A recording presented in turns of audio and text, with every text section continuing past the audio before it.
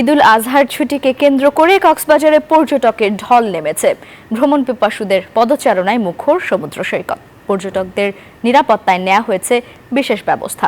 কক্সবাজার থেকে ইরফানুল হাসানের রিপোর্টে দেখুন বিস্তারিত।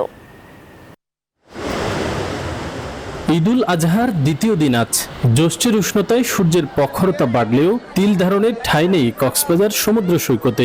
ঈদের ছুটিকে কেন্দ্র করে তীব্র গরমকে উপেক্ষা করে সাগরের নীল জলে গা ভাসাতে দেশের বিভিন্ন প্রান্ত থেকে পরিবার পরিজন, বন্ধু বান্ধব নিয়ে ঘুরতে এসেছেন অনেকেই। বান্ডেল থাকলে প্রতি সেনমানিতে টাকা বাঁচবে। বিকাশ সেনমানি বান্ডেল কিনে জিতুন প্রতি লেনদেনে।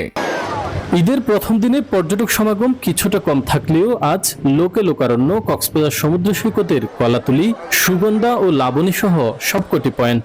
ভালো লাগছে আসলে, এখন মানুষজন কম, একটু রিল্যাক্সে ঘোরাঘুরি করা যাচ্ছে। ঈদের ছুটি পাইছি সেজন্য ঘোরাটা মজা লাগতেছে। ঈদের জন্য যে আজকে যে যাও মানুষ দেখতেছে, আমার মনে হচ্ছে যে যাবতীয় 2-3 দিন পরে এর থেকে আরো অনেক বেড়ে যাবে মানুষ। এদিকে সৈকতে আগত পর্যটকদের হয়রানি রোধে কঠোর অবস্থানে জেলা প্রশাসন। নেওয়া হয়েছে জেলা পুলিশ, ট্যুরিস্ট পুলিশ ও র্যাবের পক্ষ থেকে আলাদা আলাদা নিরাপত্তা ব্যবস্থা। আমাদের সকল প্রস্তুতি সম্পন্ন আছে। আমাদের টুরিস্ট পুলিশ, জেলা পুলিশ, আমাদের র্যাব এবং আমাদের আইন শৃঙ্খলা বাহিনী সহ সকলে মিলে আমরা সভা করেছি, তাতে আমরা প্রস্তুতি আছে। পাশাপাশি সকল জায়গায় লাইটিং এবং সিসি ক্যামেরাগুলো যথাযথভাবে চেক করা হয়েছে, ভালো আছে। ঈদের টানা ছুটিতে আগামীকাল থেকে পর্যটক সমাগম আরও বাড়তে পারে বলে মনে করছেন পর্যটন সংশ্লিষ্টরা।